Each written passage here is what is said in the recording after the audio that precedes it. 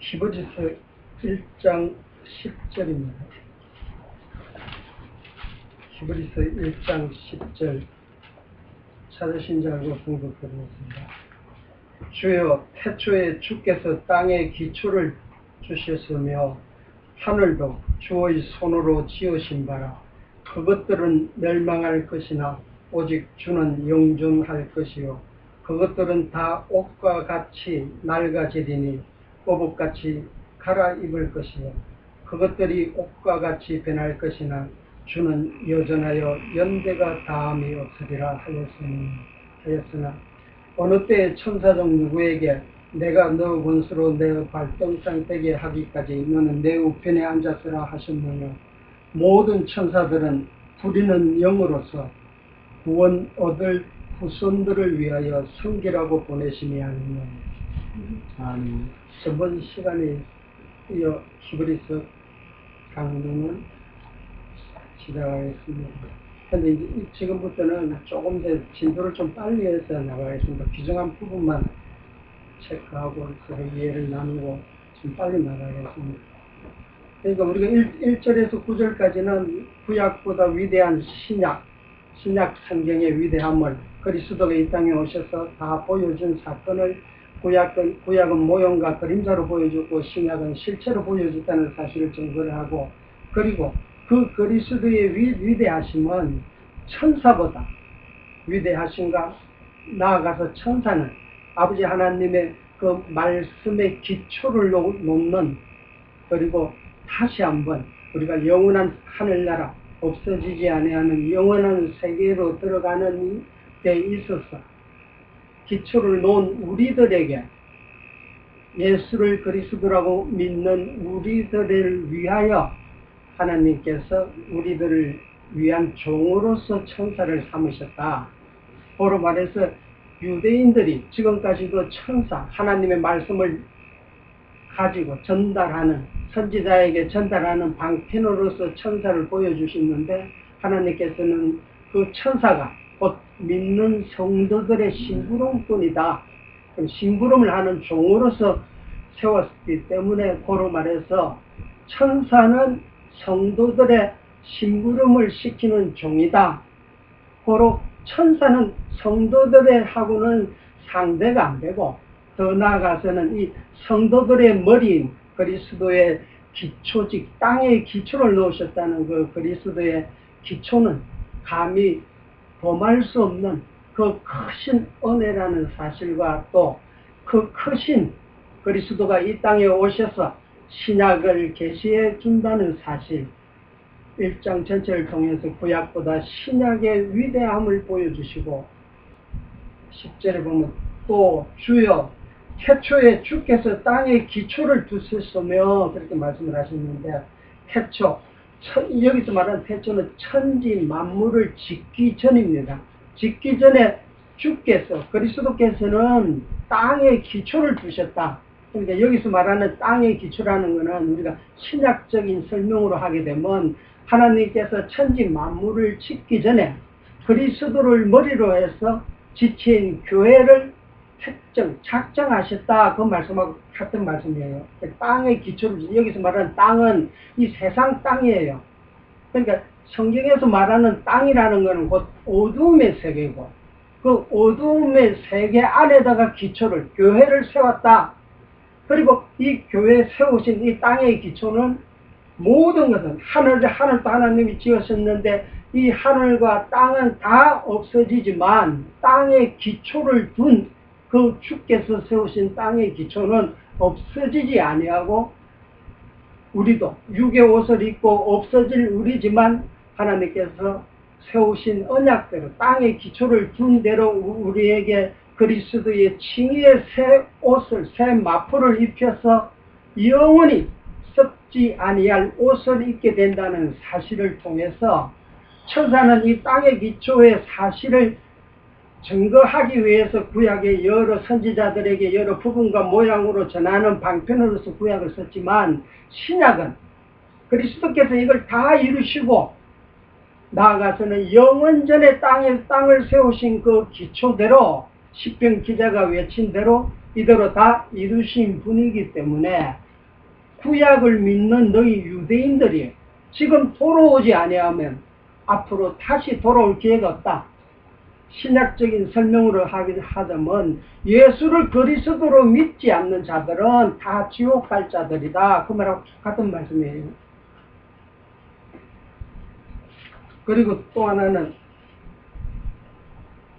손으로 11절 그것들은 멸망할 것이나 오직 주는 영존할 것이요 그것들은 다 옷과 같이 낡아지리니 어복처럼 갈아입을 것이요 그것들은 옷과 같이 변할 것이나 주는 여전하여 연대가 다함이 없으리라 하였으나 그러니까 하나님께서 우리가 참고로 구약을 보는 데 있었어. 왜 이스라엘 사람들이 아브라함에게 하나님이 언약을 먼저 세우고 나서 애굽에서 400년 종살이를 통해서 생육 번성을 시킨다 그랬는데 그 말씀을 지금 한마디로 표현하면 땅에 기초를 줬다고 영원전에 태초를 천지 만물을 짓기 전에 땅의 기초를 그리스도가 땅의 기초가 되었고 땅의 기초가 되었다.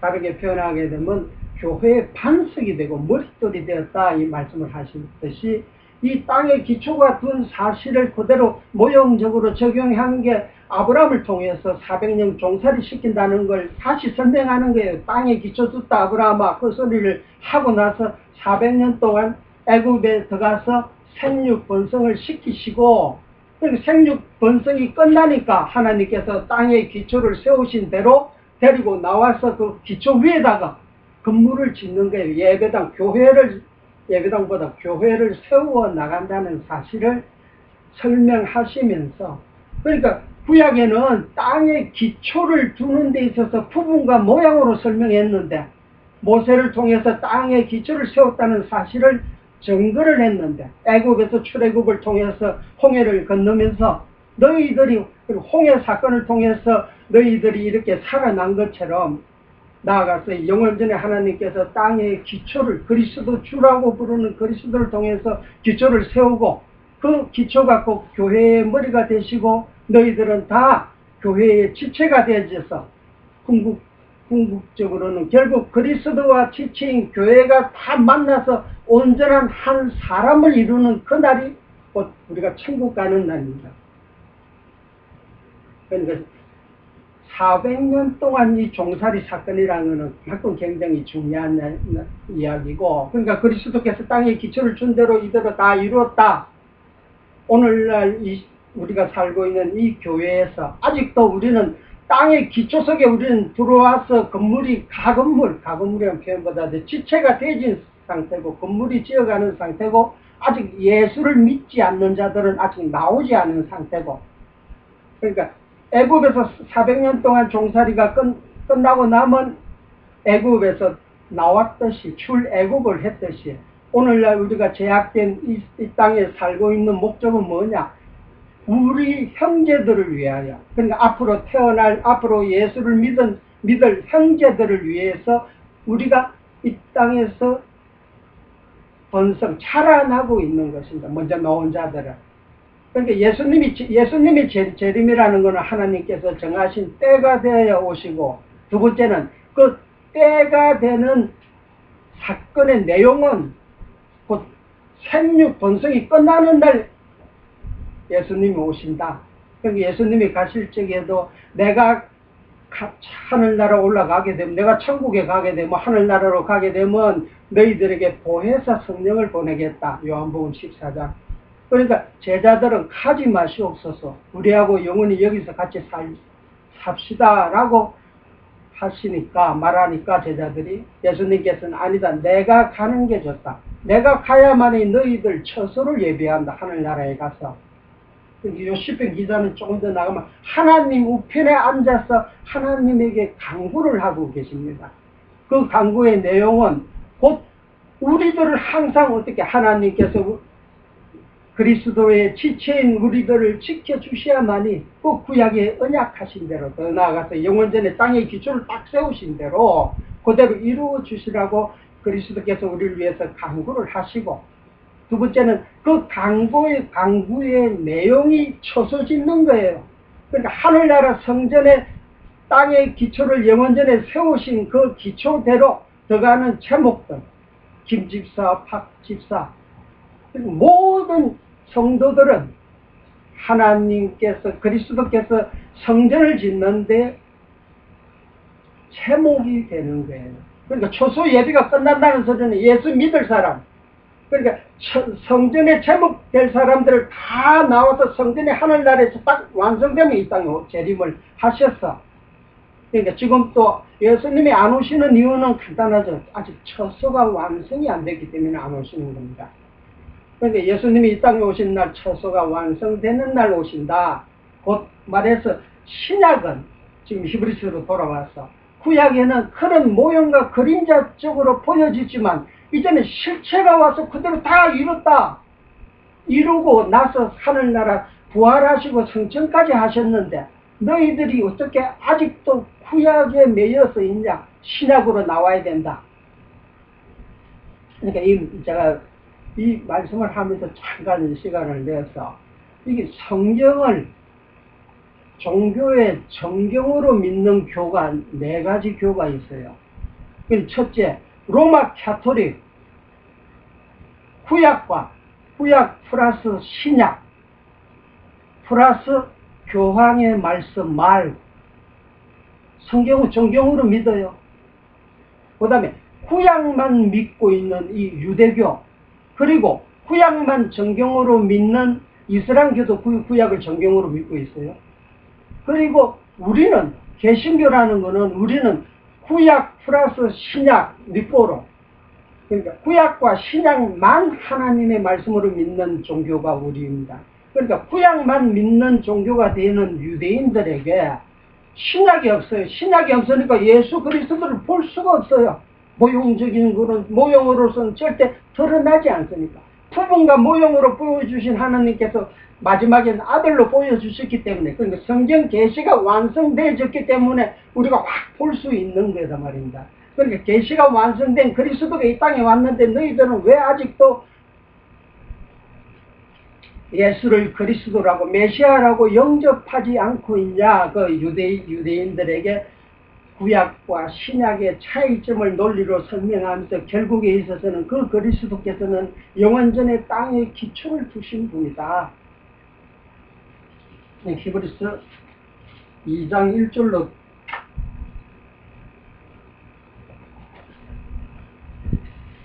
13절 읽고 2장으로 넘어가겠습니다.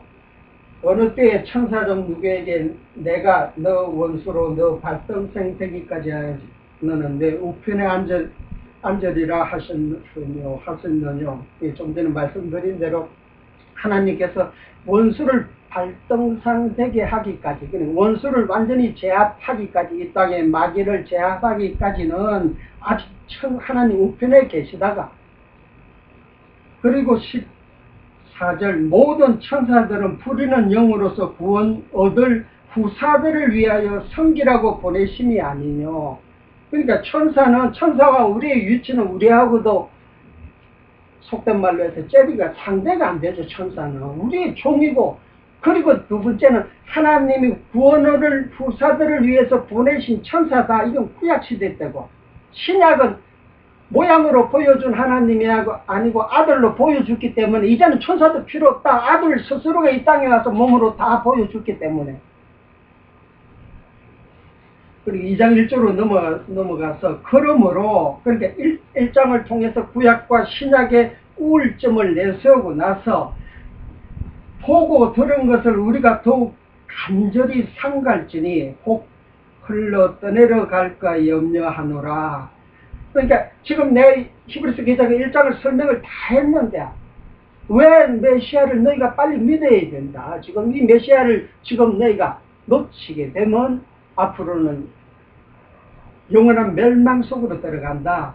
그런 표현을 하시는데, 그러니까 홀로 떠내려갈까 염려하노니, 그러니까 간절히 상갈지니, 야, 그 메시아를 너희가 영접해라. 나사렛 예수, 너희가 십자가에 못 박혀 죽인 그 나사렛 예수가 구원의 완성자요, 구약의 언약한 실체적인 분인데, 그 그리스도를 1장을 내가 너희들에게 지금 이야기를 했듯이 지금이라도 빨리 그리스도 앞으로 나와야 된다 라고 설명을 하면서 모형적인, 구약의 모형적인 사건을 통해서 이스라엘 사람들이 넘어진 사건을 설명합니다. 광야시대도 그렇고.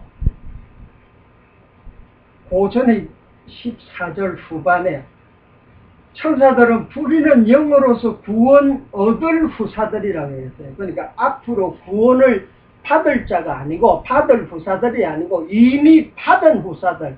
곧 후사 속에는 우리도 다 그 천사들을 통해서 구원 받아 구약의 모형으로 드러난 사건을 우리가 공부를 통해서 배움으로 말미암아 우리는 전부 다 예수를 그리스도라고 믿는 자들은 이미 다 구원을 받은 자들입니다.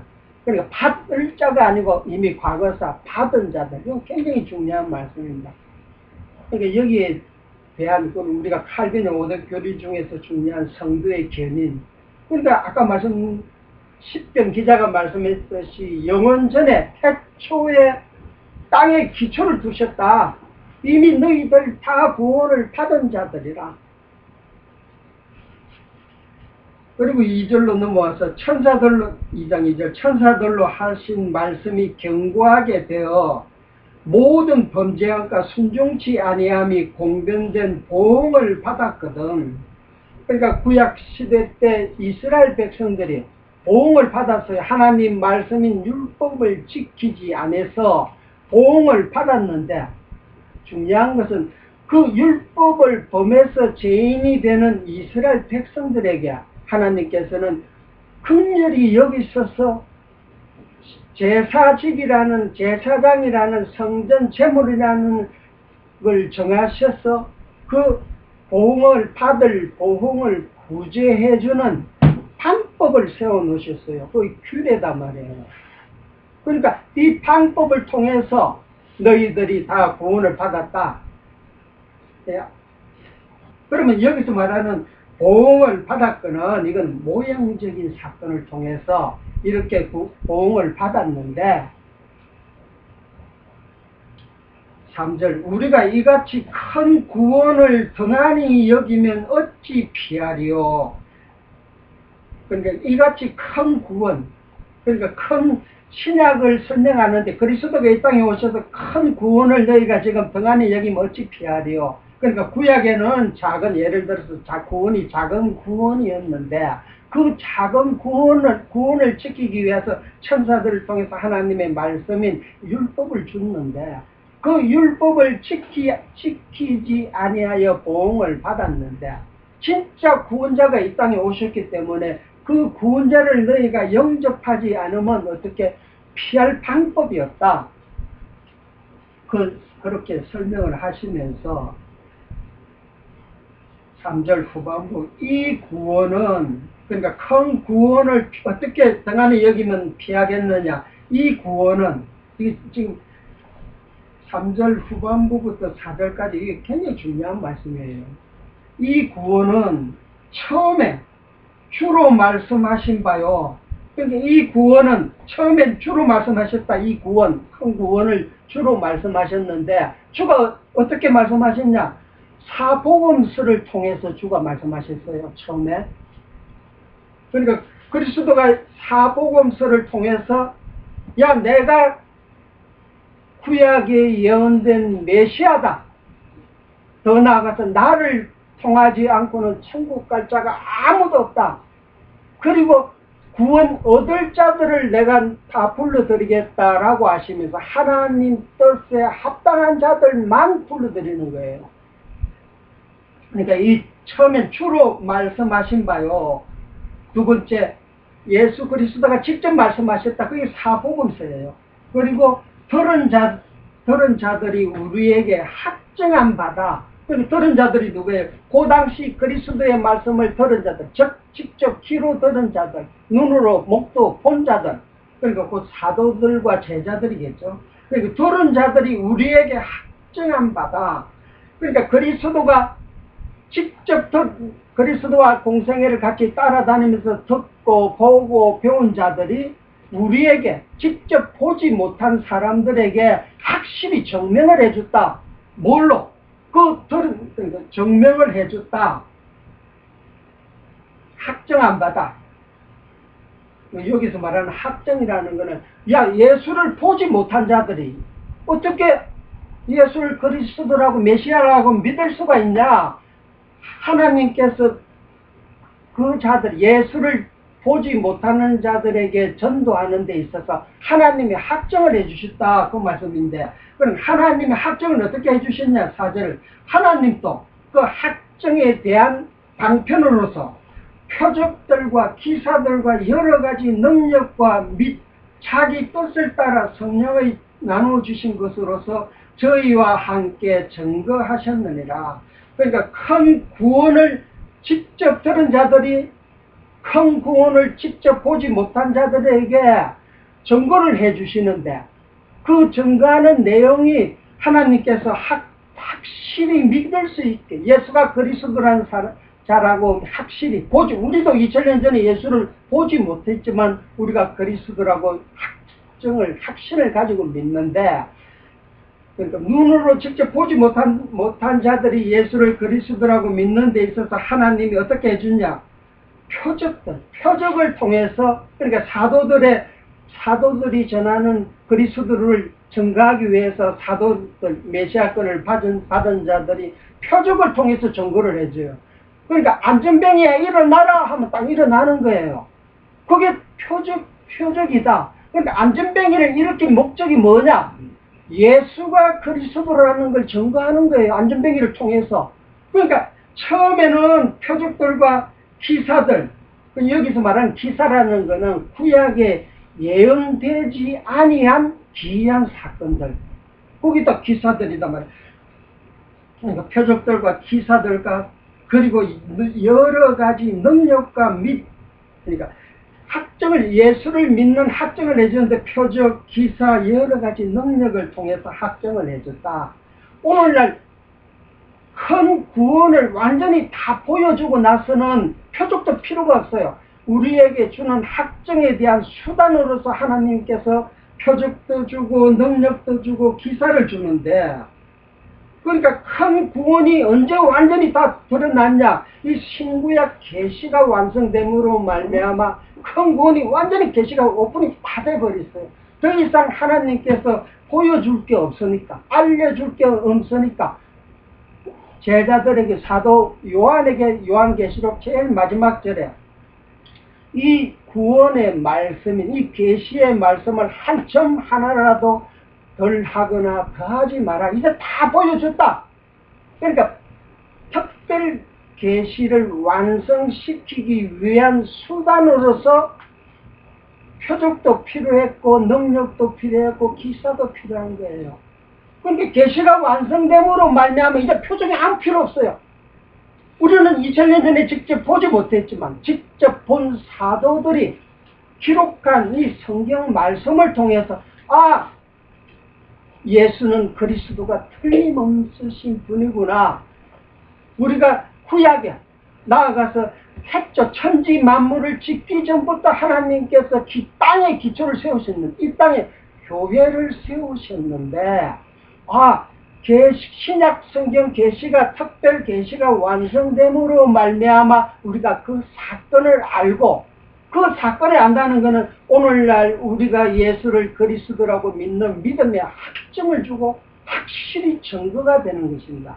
그러니까 확실한 증거를 가지는 우리는, 내가 21세기에 살고 있는 우리 나들복 교회가, 제가 교회를 만약 예를 들어서 나들복 교회를 처음 나왔다 그러면 구원의 확정을 가질 수가 없어요. 그러나 히브리서를 통해서 구약 성경, 결국은 성경 66권 전부 다죠. 이미 너희들은 창세전에 교회를 세웠고 그 교회에 이미 너희들은 확실히 증거가 되진 자다, 증거를 받은 자다 라는 것을 깨닫고 성경 말씀을 통해서 배우게 될 적에는 확신이 조금씩 생겨나간단 말이에요. 교회 예배당 처음 온 사람들이라도. 그렇기 때문에 성경 말씀을 통해서 예수가 그리스도라고 강하게 증거가 될 적에만이 믿음이 살아서, 말씀이 살아서 움직거리죠. 그러니까 사도행전 로마서 말미 부분에 가면 사도 바울이 그랬어요. 예수가 그리스도라는 걸 가르치되 아침부터 저녁까지 강론하여 예수에 관한 것을 가르치더라. 예수 그리스도에 관한 것을 가르치더라 그랬어요. 그러니까 사도 바울이 가르칠 적하고 오늘날 우리가 목사가 가르칠 적하고는 또 차이가 있죠. 바울이 가르칠 적에만 해도 신약 성경이 없었을 적이에요. 그러니까 구약 성경을 가지고 모형으로 드러난 구약 성경을 가지고 가르치려고 그러니까 야 그리스도가 예루살렘에 33년경에 오셔서 십자가 지고 돌아가신 분이다 하고 30여 년 후에 바울이 로마에서 성경 강론을 통해서 예수가 그리스도라는 걸 정했고 우리는 계시가 완성된 이유니까 우리가 예수를 믿기가 그리스도로 믿기가 더 편하죠. 더 쉽죠. 우리같이 쉽게 예수 믿는 사람이 어디 있겠어요. 그렇듯이 그런데 그 안전뱅이 사건도 재미있어요. 그 언론 읽으면 그 사도행전 2장이 눈에 안 보여요. 그러니까 안전뱅이를 베드로가 이렇게 세우니까 그 모인 사람들 이런 기적적인 사건이 일어나니까 베드로를 다 쳐다봐요.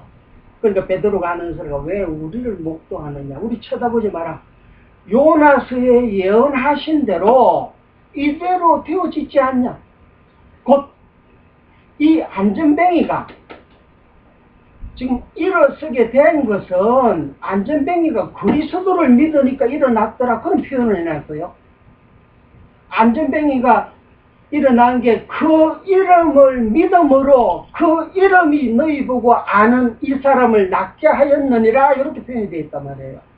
예를 들어서 오늘날에도 어떤 부흥사가 안전뱅이 사도행전 2장을 읽고 안전뱅이야 일어나라 하면 만약에 그 자가 일어났다 그러면 안전뱅이가 일어났다 그러면 어떤 결과가 되어지겠어요. 2000년 전에 십자가에 돌아가신 예수는 메시아가 아니다. 그 소리하고 똑같은 소리예요. 그걸 그대로 표현한다 그러면.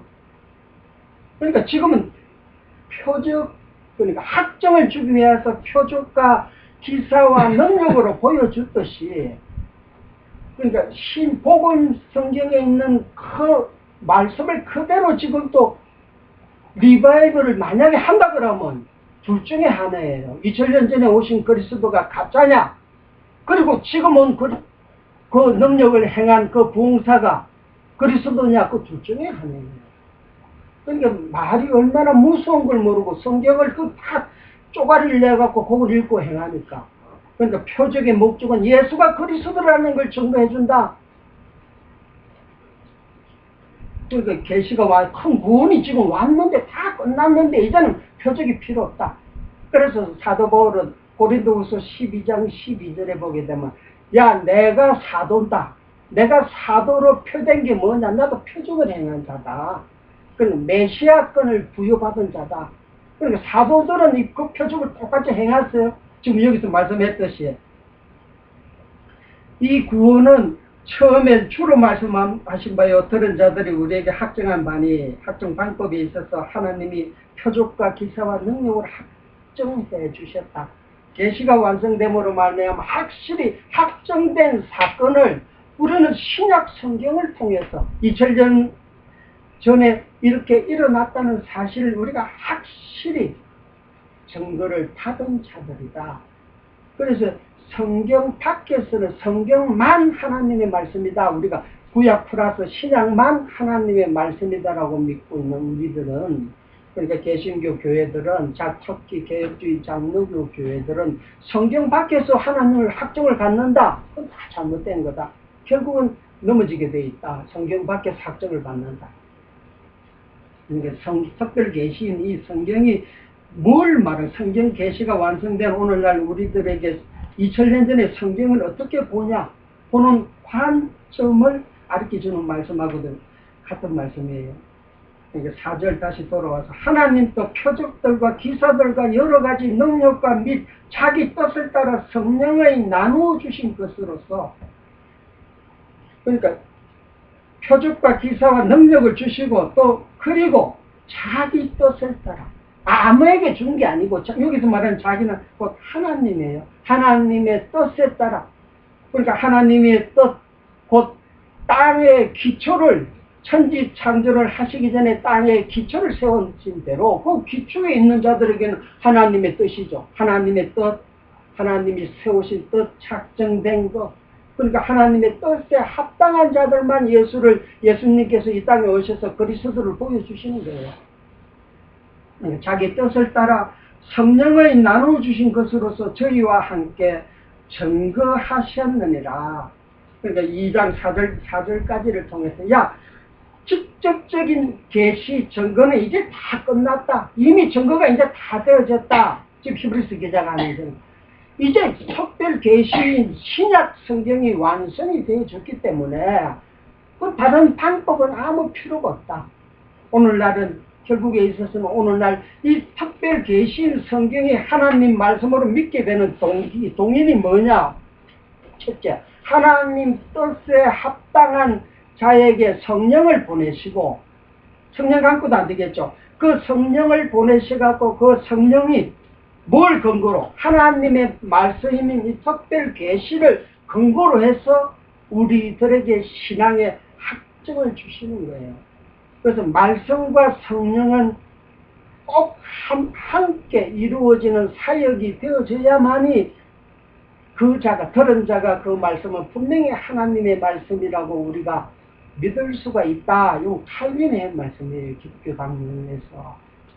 그러면 간단하게 설명하면 지금 예수 안 믿는 자들은 왜 저가 안 믿어요? 안 믿기는 자기네들이 아직 안 믿죠. 그러나 이면적으로 뚜껑을 열어보면 하나님께서 안 믿게 하는 거예요. 이게 굉장히 중요한 소리예요. 이게 전해져야만 이 땅에 진정한 복음으로서 힘을 가지죠. 그러니까 우리가 믿고 우리가 천국 가자가 아니고 하나님께서 영원전에 작정하신 대로 그 작정대로 하나님 뜻에 합당한 자들에게만 보혜사 성령을 보내셔갖고 예배당에 나오게 하신다. 그러니까 때가 참은 A라는 사람에게 어저께까지는 이 말씀이 하나님 말씀이다 예배당 갑시다 해도 안 가던데 갑자기 나오게 되면 그게 때가 차니까 성령이 그 속에 오셔서 이 말씀이 하나님 말씀으로 믿는 신앙을 주시니까 그래서 예배당에 나오게 된다. 그러니까 이 말씀을 칼빈이 처음 제네바에서 교회를 출발했을 적에는 아침부터 저녁까지 칼빈도 가르쳤어요. 하나님 말씀이 성경을 가르치고 성경을 가르친다, 신앙을 갖게 된다는 것은 선택과 유기가 같이 병행이 되어져야 돼요. 그래 은혜가 되어지지 선택만 강조해서는 은혜가 제대로 안 된다는 소리죠. 유기도 같이 강조를 해줘야 돼요. 그럼 오늘까지 예수 안 믿는 자들은 전부 불택자들이나 아니죠. 불택자도 있고 예수를 믿을 때가 안 된 자들도 있고 그러니 우리는 모르죠. 저 사람은 불택자 같은데 택자 같은데 우리는 도저히 알 수가 없는 거예요. 그러니까 우리는 때를 어떤지 아니든지 저자에게 하나님 말씀인 성경을 전해줘야 되겠다. 예수가 우리의 주인이란 사실을 예수가 2000년 전에 십자가에서 우리 죄를 위해서 다 돌아가셨다는 사실을 증거해줘야 되겠다. 이런 마음이 있을 적에는 그게 성령이 우리에게 와서 마음을 움직거려서 입을 열게 만드는 거예요. 그러니까 전하고자 하는 자에게 내 마음이 섰을 적에는 그 마음을 전하기만 하면 되죠. 그 자를 데리고 예배당에 데리고까지 나오는 거는 그 성령께서 하시는 일이죠. 그래서 이 기독교는 사도행전 17장 베레아 사람들은 신사적이라서 성경을 듣고도 그 말씀이 그런가 하여 꼭 성경을 상고하더라 이렇게 설명이 되어 있잖아요. 그러니까 개혁주의 장로교라는 것은 굉장히 신사적이에요. 세상 안 믿는 자들의 눈으로 봤더라도. 그러니까 요즘은 어쨌든 완전히 무당이 되어버렸잖아요. 지금 기독교가. 그러니까 그 중에서는 물론 우리의 책임도 있지만 결국에 있어서는 그것도 예언을 해주셨기 때문에 예수님이 딱 그리스도가 다시 오실 적에 이 땅에 믿음이 거의 없다. 믿음을 보겠느냐 누가복음 18장 불의한 재판관의 비유를 통해서. 그러나 너희들은 걱정하지 마. 이미 미끼로 예배당에 나온 자들은 영원한 구원은 따놓은 당상이다. 이렇게 설명이 되어지고. 그러니까 표적과 기사와 능력은 성경 하나님의 말씀을 전하는 방편으로서 필요했고, 지금은 목적, 계시가 완성됐기 때문에 이런 일은 절대 있을 수가 없다. 만약에 이런 일을 행하는 자가 있으면 그게 곧 거짓 그리스도고 즉 그리스도다. 이런 일이 앞으로도 계속 드러나죠. 이런 일이. 주여 나도 예수 이름으로 이런 일을 행했나이다. 이렇게 산단 말이에요. 그러나 최종 심판 때에 가서는 상관없는 일이다. 5절 하나님이 우리의 말한 바 장차 오는 세상을 천사들에게는 복종케 하심이 아니요 오직 누가 어디 증가하여 가로되. 그러니까 지금 1장 2장 4절까지 설명한 이 내용에 대해서는 더 올라가서는 구약의 천사들을 통해서 이 큰 구원의 모형으로 드러난 이 사건에 대해서는 증거자가 전해준 자가 천사들인데, 그거는 천사들을 위해서 증거한 게 아니다. 천사들을 위해서 한 게 아니고 누구? 장차 오실 예수 그리스도에 관해서 증거한 거다. 이렇게 설명을 하시면서도 구약을 인용을 해서 설명을 하는데, 6절 오직 누가 어디 증거하여 가로되 하면서 이 구약에 있는 말씀을 시편 8장 4절부터 6절까지 있는 말씀인데, 사람이 무엇이간데 주께서 저를 생각하시며 인자가 무엇이간데 주께서 저를 권고하시나이까. 저를 잠시 동안 천사보다 못하게 하시며 영광과 존귀로 간시우시며 만물을 그 발 아래 복종케 하셨느니라 하셨으니. 그러니까 예수님이 이 땅에 오셔서 그 박해를 당하시고 부활하셔서 갔는데, 그리스도가, 그러니까 이스라엘 사람들은 오늘 또 메시아 다윗보다 더 능력이 있는 왕 그리스도를 기다리는데, 이 그리스도의 맡은 직임 중에서 왕직이 있잖아요. 그러니까 왕직이 있으면 2000년 전에 와서 왕권을 행사를 해야지. 그냥 예수님 혼자만 성전에 가 계시고, 이스라엘 사람들은 전부 다 로마의 지배 밑에 종살이를 하고 있단 말이에요. 그러면 그렇게 왜 너희들이 이렇게 하는 이유는 잠시 하나님 우편에 그리스도를 하나님 우편에 앉히시고 잠시 동안은 천사보다 못하게 하시고, 그리고 그리스도가 재림하심으로 말미암아 만왕의 왕권을 가진 왕중 왕권을 가진 천하의 왕권을 가진 그리스도가 이 땅에 와서 1000년 동안 계시록을 보게 되면 그리스도의 왕권을 드러나는 게, 조금 깊이 설명하면 하나님은 여호와신데 언약 세운 거는 분명히 주시는데 아직도 이루어지지 않은 언약이 딱 하나 있다 그러면 그리스도의 왕권을 아직 보류를 해놓으셨단 말이에요. 그 왕권은 언제? 장차 재림하시는 통치하러 이제 이 땅에 오시는 거예요. 2000년 전에 오실 때는 죄와 상관이 있어서 죄인들을 부르러 갔지만, 이제 재림해서 오실 적에는 죄와 상관없이 심판에 주러 오신다. 그러니까 하나님의 이름이 여호와라는 사실을 우리가 100% 여호와의 모습을 드러나실 적에는, 우리한테 알려질 적에는 예수님이 이 땅에 재림을 하셔야만, 당신은 틀림없는 여호와입니다 라고 우리 입에서, 여호와를 100% 아는 자는 입에서 100% 찬양이 터져나오고, 여호와를 50% 아는 자는 50%가 드러나는 거다. 하나님이 세우신 뜻대로 뜻대로 다 이루신다는 사실을 우리가 깨닫고 알아질 적에만이, 신앙으로 받아들 적에만이 우리에게서 나오는 것은 찬양뿐이다.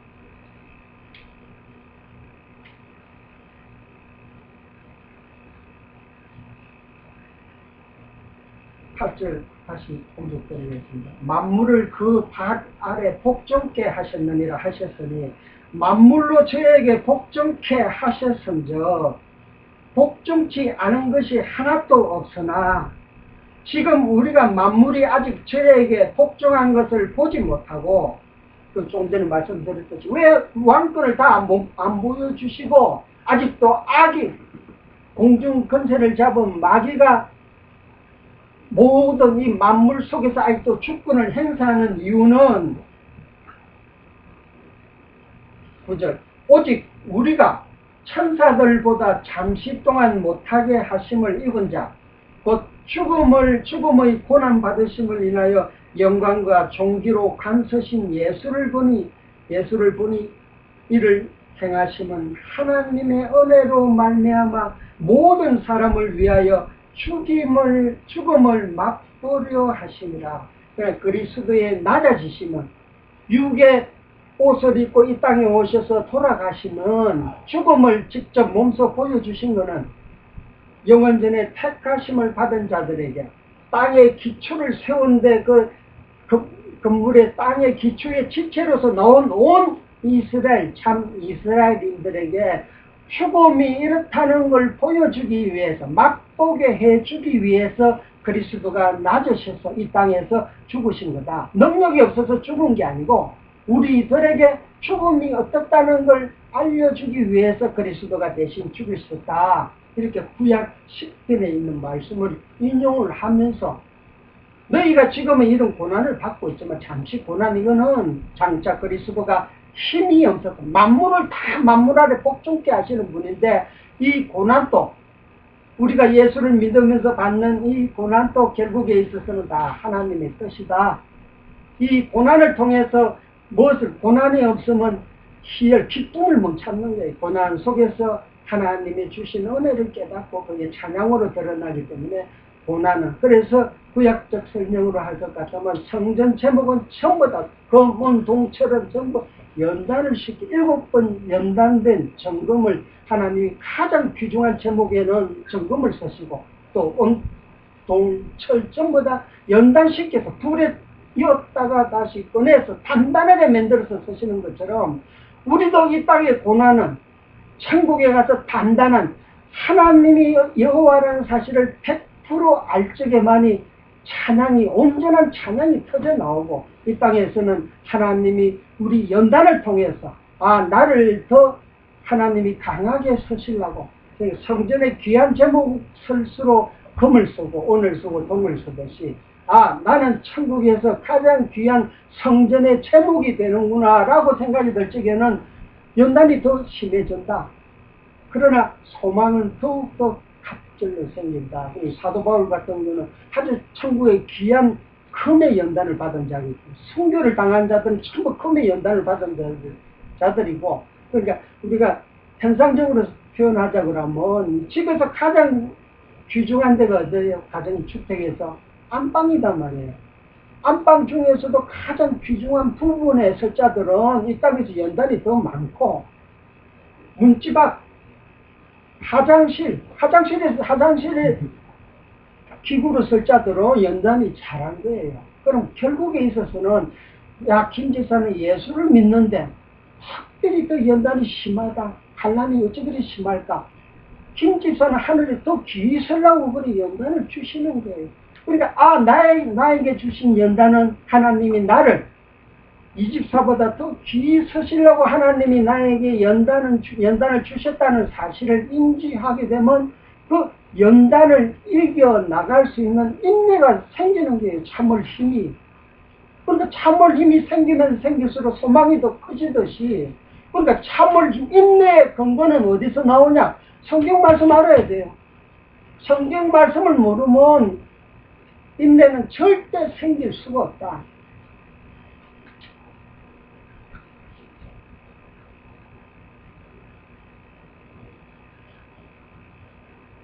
10절 만물이 인하고 만물이 말미암은 자에게는 많은 아들을 이끌고 영광에 들어가게 하시는 일에 저희 구원의 주를 고난으로 말미암아 온전케 하심이 합당하도다. 그러니까 구원의 주 그리스도께서 낮아지심은 우리들에게 온전케 하신다. 그러니까 이게 사도 바울이 이런 논리를 갖다가 구약의 하늘의 만나 사건을 통해서 보여주시거든요. 그러니까 하늘의 만나를 그리스도가 이 땅에 낮아지시면 우리를 믿는 성도들을 부욕케 하려 하십니다.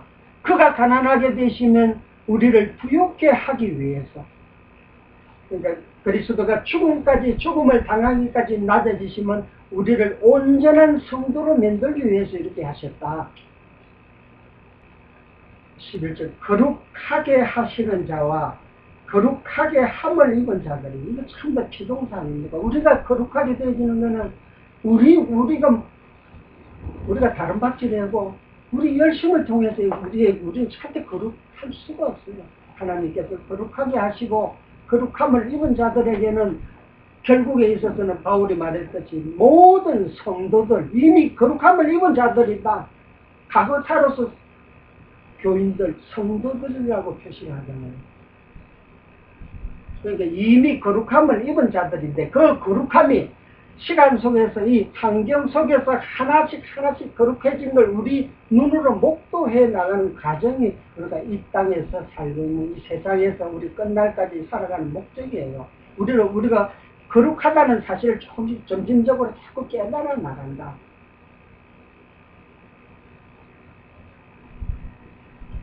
그러므로 형제라 부르시기를 부끄러워 아니하시고 이르시되, 그러니까 거룩하게 하시는 하나님과 거룩하게 되심을 입은 그리스도를 머리로 한 교회의 모든 지체들을 다 형제들이라고 불러도 부끄러워 아니한다. 부끄럽지가 않다.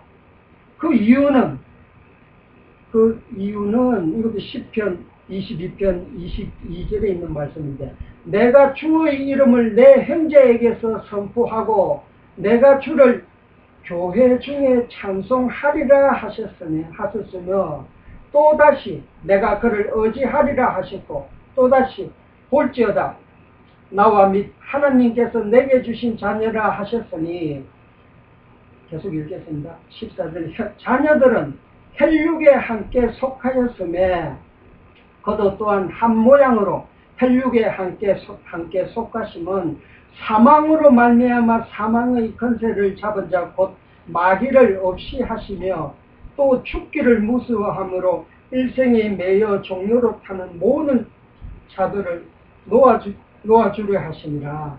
그러니까 이 육신을 가진 자들은 죽기를 무서워한다. 그러니까 죽을 인간한테는 사도 바울은 로마서 8장에 보게 되면 육신이 연약 8장 2절에 육신이 연약하여 할 수 없는 그것을 그리스도께서는 하시나니 곧 육신의 죄의 모습을 죄의 모양을 육신에 입혀서 이 땅에 오셔서 그 육신의 온전한 죽음을 통해서 육신 속에 매여서 우리가 죽기를 두려워하는 우리들에게 희망을 주셨다. 그러니까 우리는 여기서 보면 믿는 자, 믿지 아니하는 자들은 전부 마귀의 종이고, 믿는 자들은 전부 의의 종, 그리스도 안에 들은 자들은 의의 종이고, 그런 말했어요. 성경에서 말하는 이런 자유의지라는 것은 종의 몸에 매였냐 아니면 의의 몸에 매였냐. 그러니까 의의 몸에 매인 자는 종에서 해방된 자유인이 되고 곧 그리스도의 매인 종이 되는 거예요. 그러니까 우리가 주여 주여 부를 적에만이 나는 당신의 종입니다.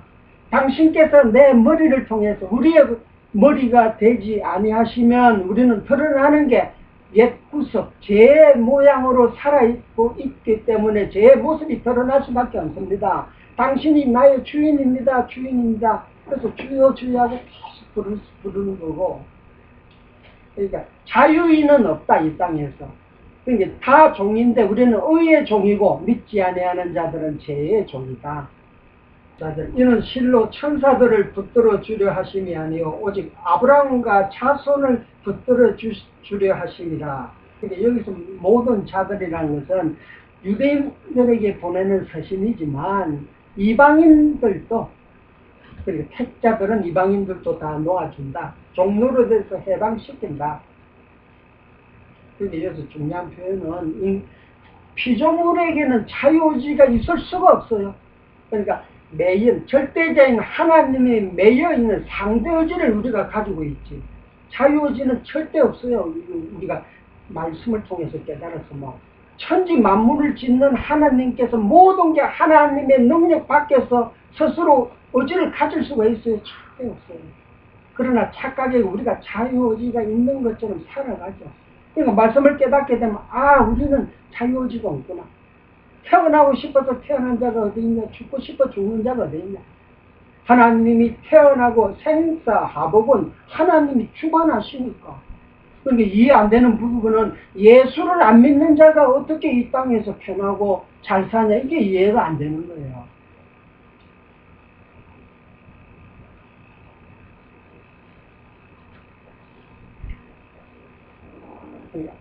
아브라함 자손을 붙들어 주려 하십니다. 17절. 그러므로 저가 범사의 형제들과 같이 되심이 마땅하도다. 이는 하나님의 일에 차비하고 충성된 대제사장이 되어 백성의 죄를 구속하려 하십니다. 자기가 시험을 받아 고난을 당하셨은즉 시험받은 자들을 능히 도우시리라. 그러니까 1장과 2장을 통해서 그 크신 그리스도께서 2장에 와서 행하신 모든 능력은 시편에 하나님을 여호와로 찬양할 수 있는 그 시편에 예언된 대로 이렇게 다 하심이고, 그러니까 1장과 2장을 통해서 하나님께서 구약보다 신약이 우월한 사건과 천사보다 우월한 예수 그리스도, 그리고 그 예수 그리스도의 능력이 이 땅에 와서 죽으심으로 말미암아 하나님의 택하신 자들은 모든 자들이 다 사함을 입었고, 그리고 이제 다음 주부터 공부할 3장에 들어와서는 이제는 더 세분화적으로 비교를 시키는 거예요. 야, 구약의 제사장과 신약의 제사장, 구약의 모세와 신약의 모세인 예수의 차이점. 그러니까 3장부터는 이제는 우리가 공부를 해 나가면 그 깊이가 아마 직접 피부에, 우리 몸에, 우리 생각에 와 닿는 거예요. 모세가 이런 일을 했구나. 모세가 이런 일을 한 거야. 우리도 모세같이 이런 일을 할까? 그럼 구약 속에 헤매이는 거예요.